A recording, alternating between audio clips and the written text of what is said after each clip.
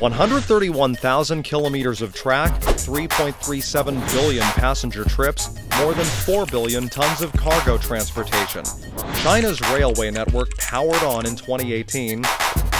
Once in the slow lane, China is now the world's #1 in passenger and freight railway traffic.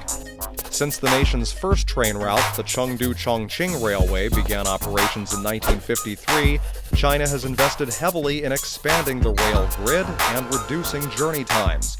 From the Baotou-Lanzhou Railway, the first train link through the desert, to the Qinghai-Tibet Railway, the world's highest and longest high plateau rail line, China has overcome a slew of challenges while also progressing steadily toward building a network of 8 east-west and 8 north-south high-speed rail lines.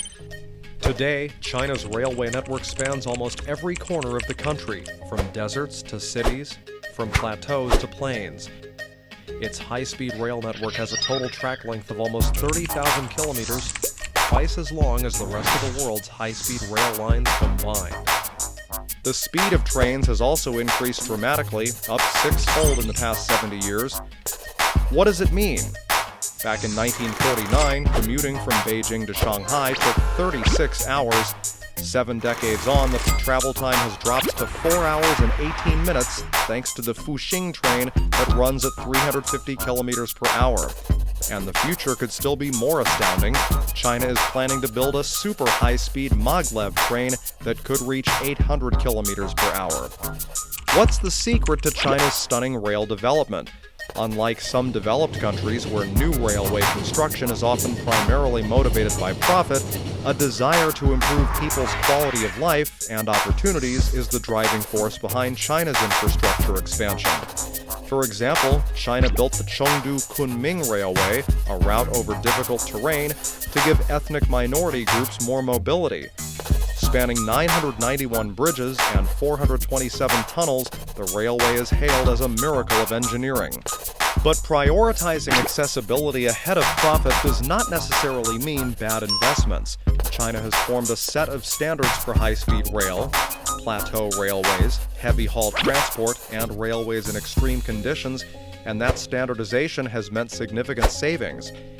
Even the World Bank praised China's railway construction. In its report, China's high-speed rail development, the World Bank concludes that the construction cost of the Chinese high-speed rail network is only 2/3 of that of other countries, thanks to the standardization of designs and procedures. This, combined with high traffic density, means high return on investment. The rate of return on China's high-speed rail network as of 2015 is estimated at 8%, well above the opportunity cost of capital in China and most other countries for major long-term infrastructure investments, according to the World Bank in its report. The high return rate, in turn, has contributed to more investments in rail, further accelerating China's development. The speed of China's growth has astounded the world, and a peek at China's railway construction helps explain what has underpinned the country's fast journey over the past 70 years.